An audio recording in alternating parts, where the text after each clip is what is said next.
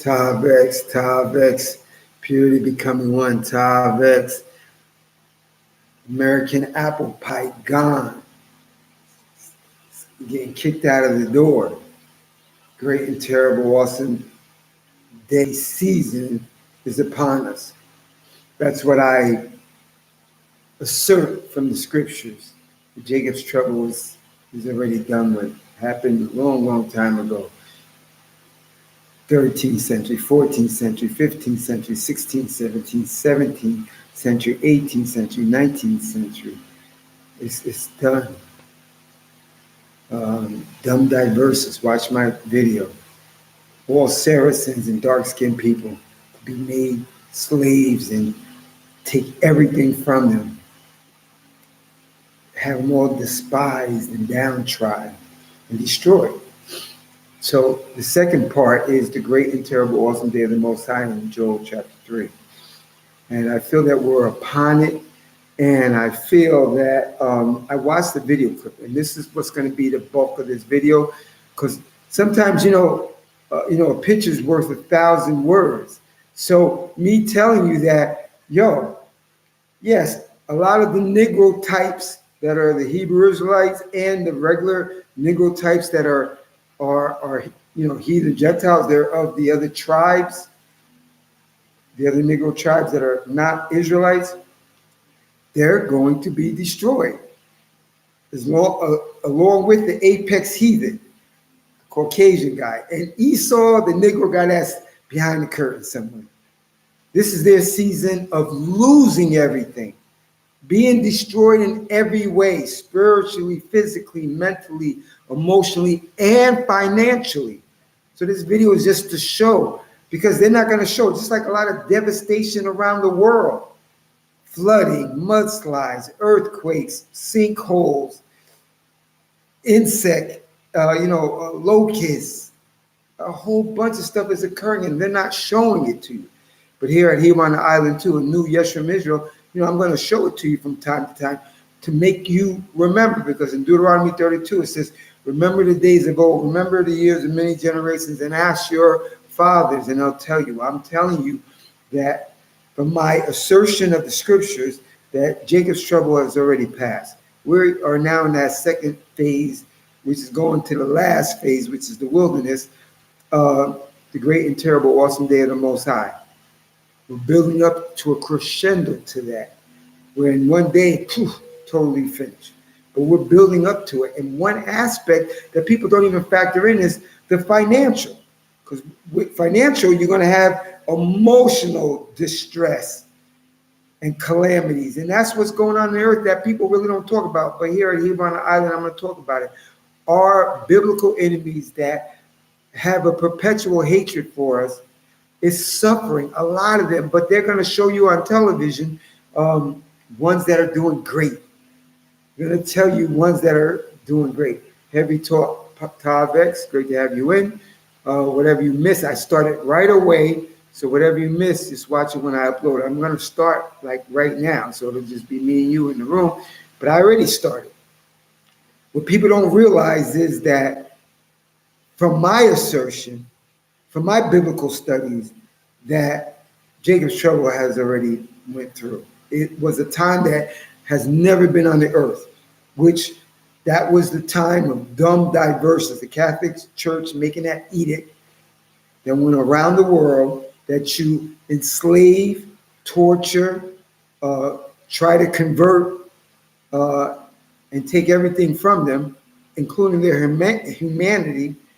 That was the Dumb's Diversa, and that was the 17th century, the 18th century, the 14th century, the 15th. That's when it was crazy. Now you can walk to Walmart or drive to Walmart and make it back and put a Hot Pocket in your microwave and not be killed, tortured. Back then, super dangerous for us. It's dangerous now, but it's not, you can't compare. So this time, listen, King Ruddy, I know you're back. Your time is ended. Hold on. Heavy Talk, from time to time, we have a demon in the room, which are the heathen Gentiles. We have a demon. No, the curses are on you, heathen Gentiles. Yes, you are the Negro. You are the nigger. You're not King David. You're not none of the Hebrew Israelites. The Hebrew Israelites are Amos 9:7. O you children of Israel are as the Ethiopians unto the Most High. You are pale. You have SLC24A5 gene in you, the albino pale gene in you. You have 6 strands of DNA, one higher than the chimpanzee that you call us. You are that person. And your kingdom is going down. It's almost finished. Your apple pie is done. You know, I was going to take you out, but listen, heavy talk, you got the rinse that demon out of here. King Ruddy David. Just let him listen. This channel, Hebrew on the Island 2, is to warn the Israelites, which are the Negroes that have been scattered to the 4 corners of this flat earth, who only suffer the curses of Deuteronomy 28 and Leviticus 26, are the poster child of it, and no other people suffer those things. The dumb diverse that wasn't for you, King Ruddy, and not even king, peasant, slave Ruddy, because that's your Isaiah 14. The true physical Israelites are going to take them captives, who captives they were, and going to rule over their oppressors. That you are going to be our forever slaves, servants, and handmaidens. Thus saith not a new i.s.u.p.k, Israel, Hebrew on Island 2. Thus saith the Holy Scriptures. And the Holy Scriptures is only that Tanakh, what they call the Old Testament. You're going into perpetual servitude. He only made you to be a belt to beat us. And what's the best punishment? Having your enemy rule over you. And you, Ruddy, fake David, because you're not David. Ruddy is brown. You're confused. You're uneducated. Like, you call me black. No, the screen is black. You need to go back to pre-K. All you dumb heathen Gentiles. You don't know your colors. You're dumb. And I know why, because you got 6 strands of DNA. The American Association of Science gathered all the top scientists in the world, the genetic scientists in the world, and they said, we're going to do a study. We're going to do a study of intelligence. And we want to publicize this because they thought, because they're your people, they're dumb people. They said, we're going to publish it, we're going to put it in the schools, we're going to put it in periodicals, newspapers, and television, and internet, everywhere. Because we want to show that the Negro is stupid. And when all that research was done, they did it on primates, they did it on different human groups, people groups. They tested the orangutan. He had three strands of DNA in a double helix in his chromosome. Then they did the gorilla. He had 4 strands in that double helix. So he's smarter than the orangutan. Then they did the chimpanzee, which are you guys, you're one above them. He had 5 strands of DNA. Then they did the Indo-European type. You guys are not the original Indo-Europeans. Negro types are. Negroes inhabited the whole earth. You guys are a genetic mutation of what we are. That's why you have no empathy. That's why the majority don't believe in the creator. That's why you're witches and warlocks and you believe in the Big Bang. You are the devil that the Bible speaks of. Mutants. You got Neanderthal, you got cavemen genes. When we call you cavemen, it's because of reason. Look it up. The wild men of Europe. That's what you guys were. And then the Israelites, the Negroes that lived in the Western Hemisphere, which they call the New World, which is the first world, or Asia. We're there. Then he made Jews because you guys are the belt to beat us, because we wanted to have fetishes, not fear the Most High, keep His commandments. He says, you know what I'm going to do? It's in Deuteronomy 32. He says, the Most High said, because you made me jealous and you didn't abide by my law, statutes, and commandments, and had other gods, which I told you don't. See, I'm going to make you jealous. I'm going to put a no people, a foolish nation over you. So fake King Ruddy David, mutant Neanderthal cave beast, that's why you guys came on the scene. But you guys are not going to go off the scene. Don't worry. Don't worry. You're going to go in the new kingdom too. Don't worry. Don't worry. But not as you think you're going into the new kingdom. You're going into the new kingdom as a slave and handmaiden. But a lot of you probably won't make it. A Gentile that's got some sense, that knows that he's going to be licking the boot of the Israelite, being very obedient, being very normal, he's going to make it. Your ass is not going to make it. And I say that, listen, I would say that in your face. I'm a little old, but I got youth in me. I got the ones and twos. I got the ones and twos. I would say that if you were standing right in front of me and dare you to jump. And I'm an older guy. But I can't because I'm not there. But I wish I was there. And I'll tell you right to your face, you are the devil that the Bible speaks of. And then when you jump, you'll get fa la la. Just like the Alabama brawl. But it's only going to be one person, that's me, doing it to you. But anyway, that's what's going on. Yank that guy out with your wrench anytime he comes in, but let him come in, because I want him, we need to warn them of their fate. They think this American apple pie is going to go on and on and on. Now it's circling the drain in all different avenues. You think the Most High just going to kill them off and enslave them off? No, because the scripture says in Obadiah 1:15, the day of the Most High is near to all the heathens. For what you have done, it will be done to you. Your reward shall return on your own head. Let me read this one thing and we'll get right into it. Tavex, to all the real Israelites in the room. I'm going to just read one verse. Psalm 94. You can read it. Anyway, the psalmist is saying, we want Most High, bring retribution. God of retribution, Lord, God of retribution, appear. Rise up, judge the earth. Give the arrogant their deserts. And this, we are in the season of the great and terrible, awesome day of the Most High, the climax. We're coming to that. And he's starting to take away everything from these guys, spiritually, physically, mentally, emotionally, and financially. Here at Hebron Island 2, I'm going to share it with you. Psalm 94, verse 23. He, the Most High, he will make their evil recoil upon them, annihilate them through their own wickedness. The Lord our God will annihilate them. And in this little short video clip, he's annihilating their finances. Because you know what's connected to finances. You know, families break up and marriages break up and relationships break up and organizations break up because of finances. It brings distress. It brings emotional distress.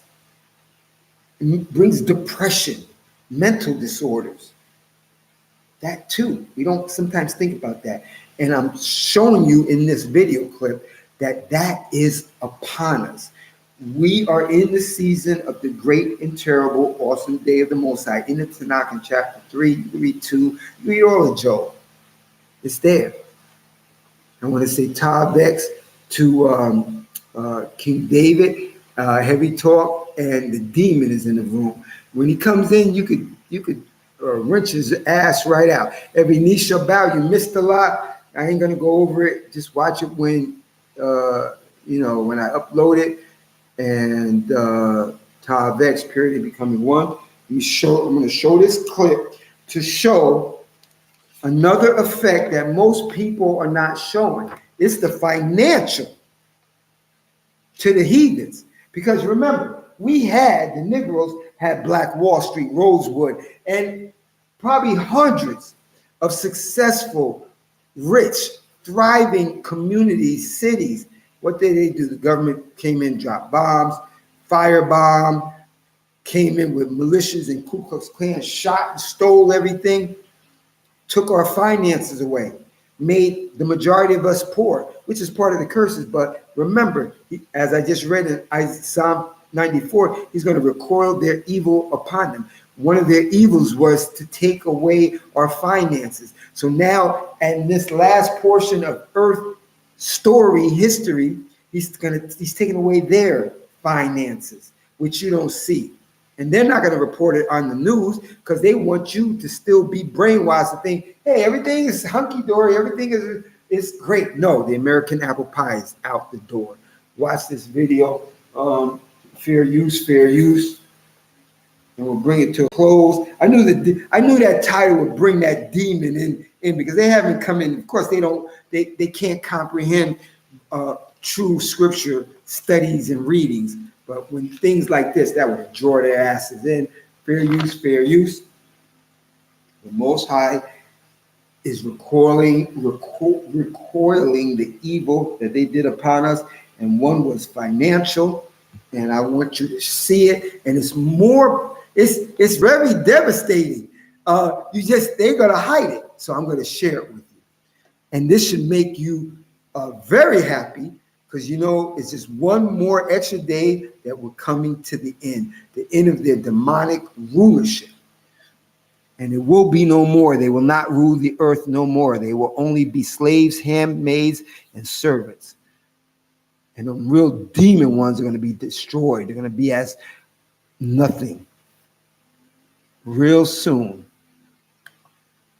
Use Instacart. Everything is expensive, and all the housing options are getting slimmer and slimmer and slimmer. The apartment options are getting slimmer and slimmer and slimmer. Nothing is going with inflation, and that shouldn't be the case. But so many people are struggling.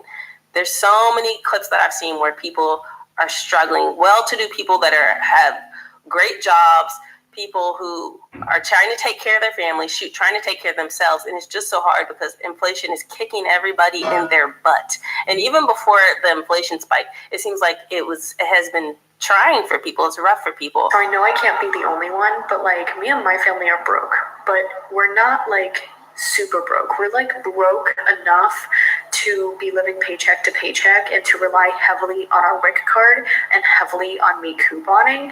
But we're not broke enough to be on food stamps. And that honestly kind of leaves us in an awkward place, because we definitely could use food stamps and that would help us out a fuck ton, but we don't qualify for it because we make $500 too much every single year, gross pay.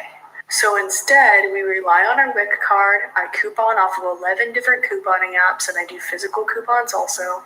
And every now and then, once or twice a month, we go to the food bank. And I'm not making this video for sympathy. I'm not making this for money.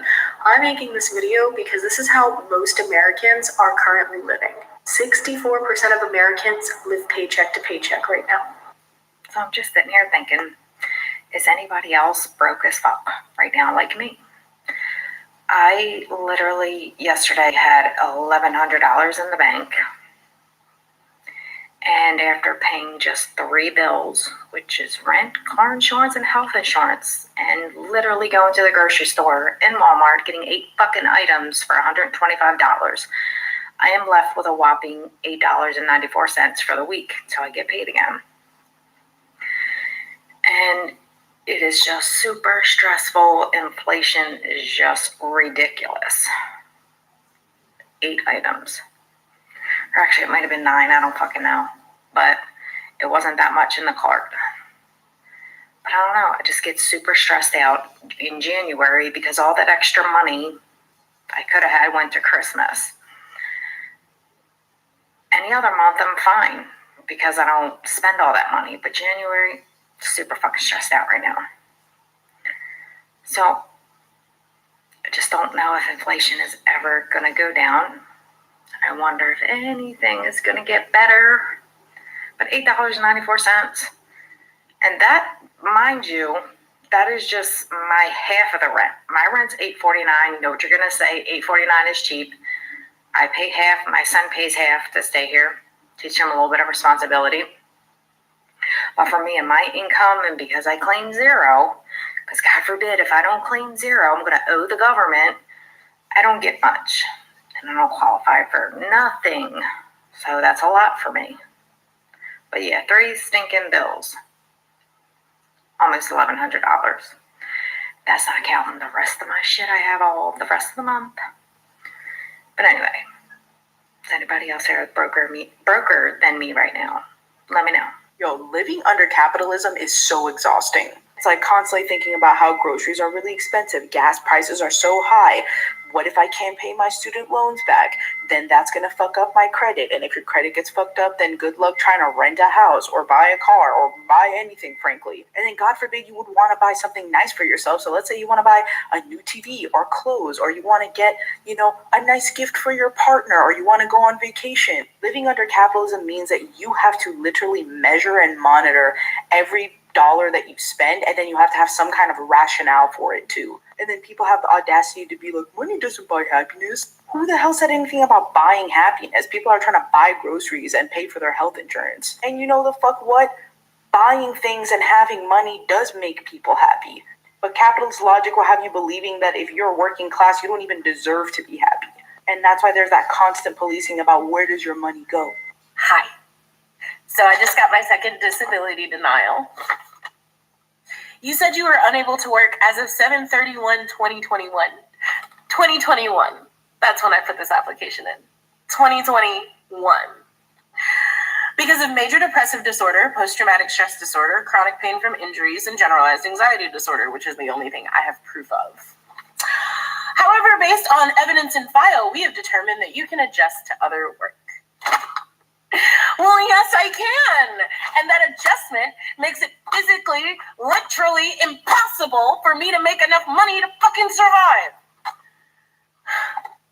I just need help.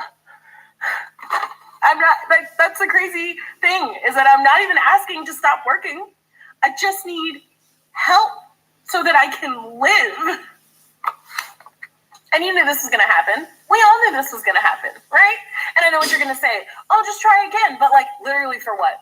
They only accept information from the last year of your life. And if I go to the hospital right now, I'll fucking lose everything. And I'll lose everything in upstate South Carolina. It's really not. It's not ideal. And then the crazy thing is that my entire work history is proof that I cannot work. I've been trying for a decade. I cannot do it. I literally change jobs every 3 to 6 to 9 months. Why? Because I get overworked and underpaid and overwhelmed, and I either get fired because I'm not performing, or I have a complete fucking mental breakdown, end up in the hospital, lose everything, and have to start completely from scratch again. But this time, the goalposts have been moved back a little bit because my credit is worse, or I have an eviction on my record. So now that I've adjusted to not allowing myself to be overworked, I've managed to keep myself out of the hospital and out of jail for the last couple of years. I've managed to keep myself mostly sober. I haven't been binge drinking like I used to. I genuinely have no options. Oh God. I'm gonna die soon because I genuinely cannot afford to live.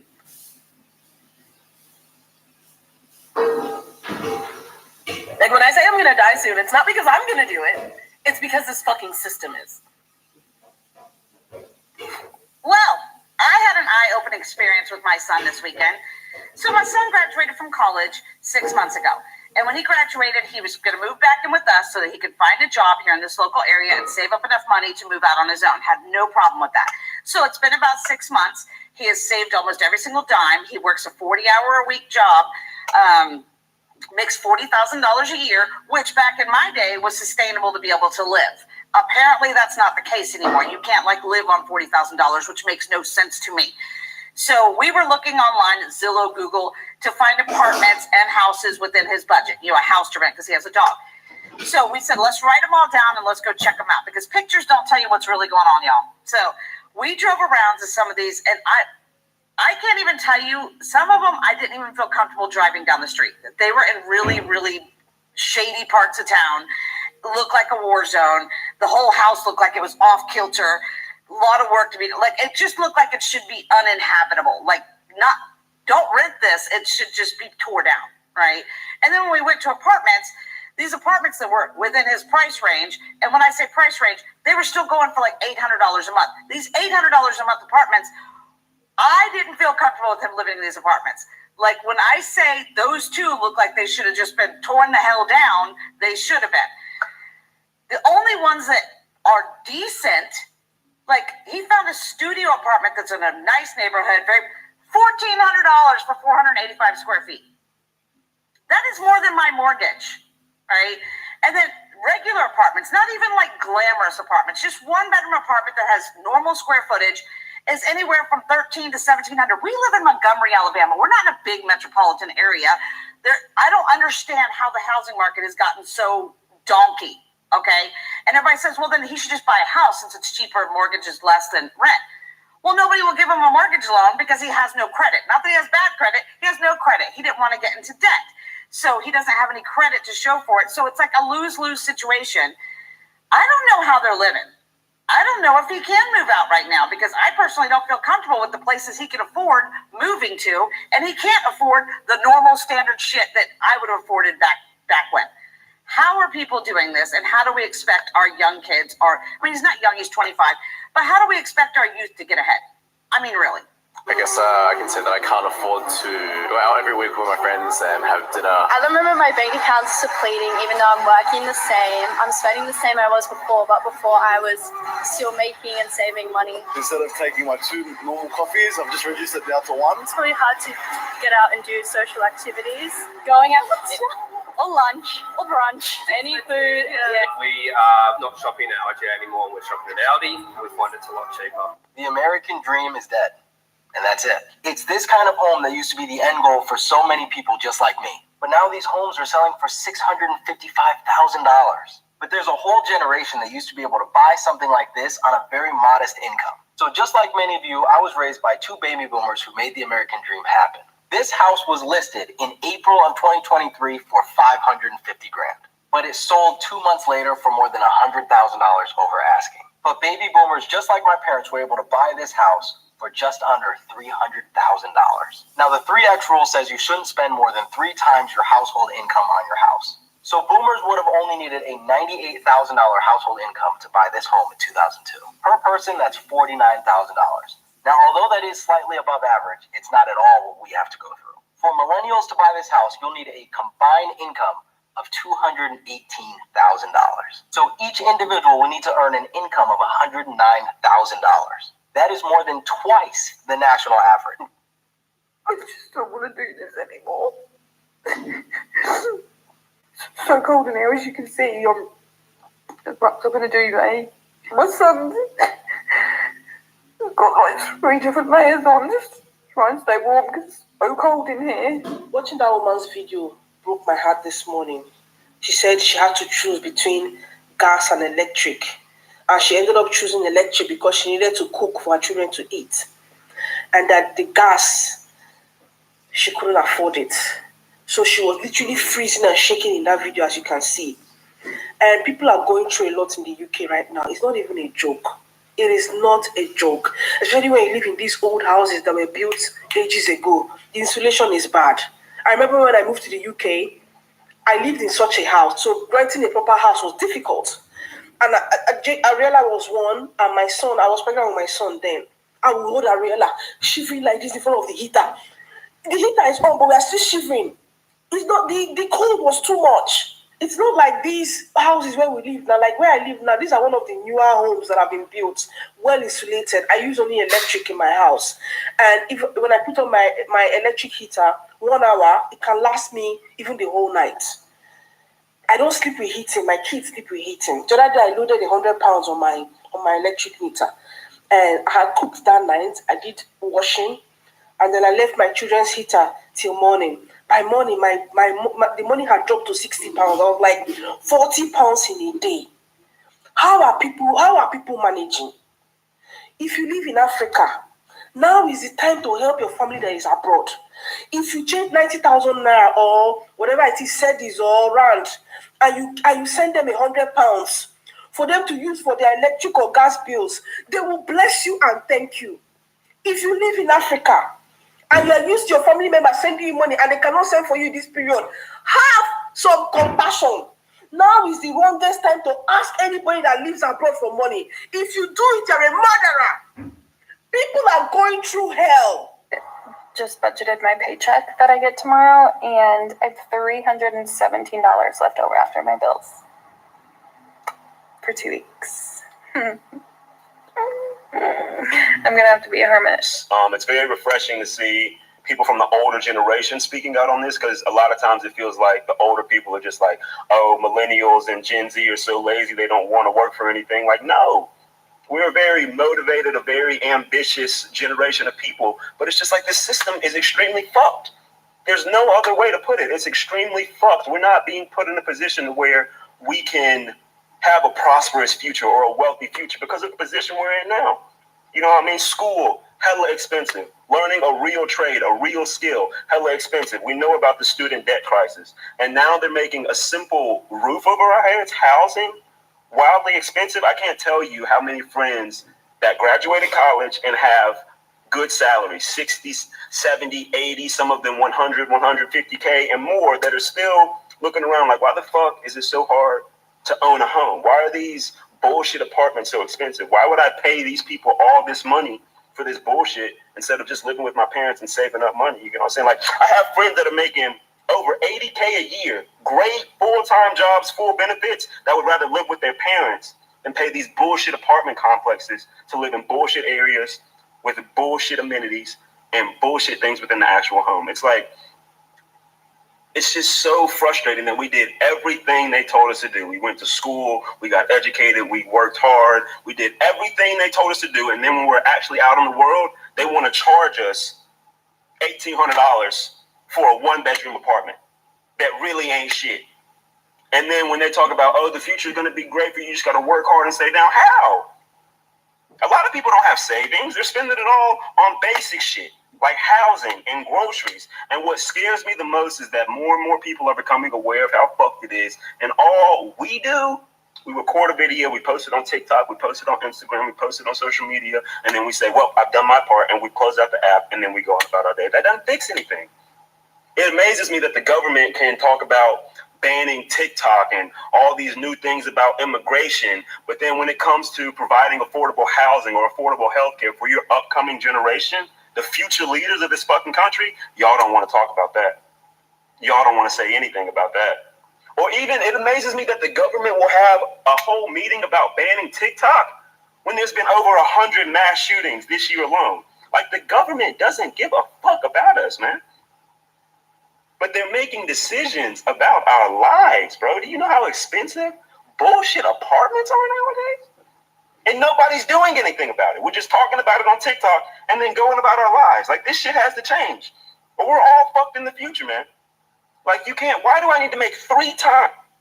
So I have a question. How are people making it and living it nowadays? I know I'm not the only one in this boat, but like, I'm scared. I'm really starting to worry. All my credit cards are maxed out. I haven't made a payment on my credit cards in months because I have no money to do it. My savings is exhausted. There's nothing in there. Gas overnight has gone up 16 cents where I live. It is now $4.15 a gallon. I just want to know, what are people doing? Because this is getting really scary. I can't buy groceries. My electric bill is $400 a month. My house payment has gone up $100 or $150 a month. I don't know what they expect people to do, but here we are giving billions of dollars to Ukraine and paying for Hunter Biden's fucking trial and all this bullshit the taxpayers have to pay, but we cannot live. I mean, people are going to lose everything. They really are. Like, I'm scared. I can't sleep at night because I'm worrying about how I'm going to pay something. I can't even feed my kids. I mean, this is getting really, really scary. And I know I'm not the only one in this situation. I know there's millions of other people, but I mean, I'm scared. I've not been this scared in a long time. Like, I feel like I'm going to lose everything. And no matter how much I work, I literally donate plasma to make money, and it's still not enough. I don't know. I just don't know what to do anymore. This is getting bad. It's never been this bad in my lifetime as to what this idiot president has done to us. I mean, people are going to lose everything. This is a new yes from Israel. Hebrew on the island too. I told you, just sit back, Israel. Put your seatbelts on. Yeah. Yahweh portion. Every knee shall bow. It's great to have you in TavX. Watch the video from the beginning. You'll hear what I say about this. The Jacob struggle is over. It happened already. We are in the season of the great and terrible, awesome day of the Most High, when at that last day, the crescendo, where he totally takes everything out. But he's taking things out bit by bit. The day of the Most High is near to all the heathens. For what you have done, it will be done unto you. Your reward shall return on your own head. He's going to recoil the evil that you've done. The heathens, the apex heathens, and that sneaky Esau Negro guy, they've done a lot of evil to us. One of the evils that a lot of people don't talk about is finances. But now it's getting them. Somebody's going to say, oh, I saw a couple of Negro people. Everybody that's skin folk is not kinfolk. And some Hebrew Israelites are going through getting the business because of sin, Most High's testing, that we're coming to the end. And I'm not I didn't say, oh, just fate this year. I didn't say nothing. I said, we're in the season of the great, because everybody keeps saying Jacob showed it. Dumb diverse. Watch my other video. 1400, 1500, 1600, 1700, the 1800s, the 1900s. Now you're going to see something else. The American apple pie is gone. And they're just hiding it from you. Because the little guy, the little woman on the earth, they mean nothing. So they're not going to tell them their story. But guess what? Those little people, the poor, the middle class, they were thriving too. 60s, 50s, happy days, Fonzie, going to the shake shop, hamburger shop. They were doing great. But you heard what's going on now. They ain't telling you that. And it ain't just in America. European apple pie is gone. Austria apple pie is gone. Russia apple pie is gone. Greenland apple pie is gone. The Pacific Island apple pie is gone. The Caribbean apple pie is gone. It's all gone. And a lot of people don't talk about finances. So here at Hebrew on the Island too, I wanted to show you. And you know that's reality. I'm going to tell you, when I go to the supermarket, and I live in a third world country. I'm glad I didn't listen to those people, and I moved to a third world country when I retired.